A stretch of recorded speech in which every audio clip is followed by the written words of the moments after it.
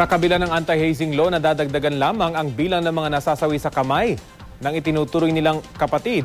Ang mainit na balita hatid ni Oscar Oida.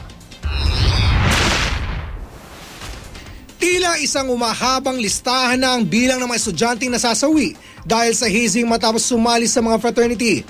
Nito lamang Pebrero, nasawi si Marvin Reglos matapos umanong sumailalim sa initiation rites ng Lambda Rho Fraternity.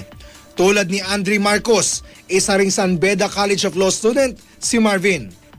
At bagamat mahigit 20 taon na ang nakalipas, nakatatak na rin sa isipan ng mga tao ang pagkamatay ng Ateneo Law student na si Leonardo Lenny Villa, miyembro noon ng Aquila Legis Fraternity si Villa.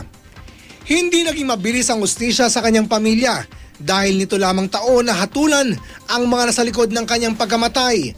At mula sa 30 akusado, 5 lamang ang nahatulang guilty. Ang taga-University of the Philippines naman na si Joselito Hernandez namatay matapos sumailalim sa fraternity hazing sa ilalim ng Scintilla Juris noong 1993. Agosto 1998 naman, nang masawi ang third-year public administration student na si Alex Igasiano dahil din umano sa hazing ng Alpha Phi Beta Fraternity ng UP. Taong 2001 naman, nasawi si PMA Cadet 4th Class Edward Domingo matapos mamatay sa cardiac arrest na resulta umano ng hazing. Kinasuhan ng 4 na kadeteng ng bugbog umano kay Domingo. Pumanaw naman sa isang initiation rites ng Alpha Phi Omega Fraternity noong 2006 ang UPLB student na si Marlon Villanueva sa isang resort sa Pansol, Laguna. At isang taon matapos ito, patay naman ang UP student na si Chris Anthony Mendez nang sumali sa Sigma Rho Fraternity.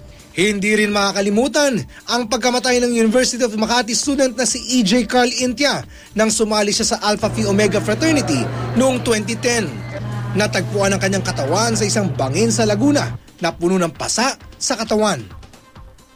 Sa mga kasong ito, kapatiran nga bang matatawag kung karasang nauuwi sa kamatayan naman ang katapat? Oscar Oida, GMA News.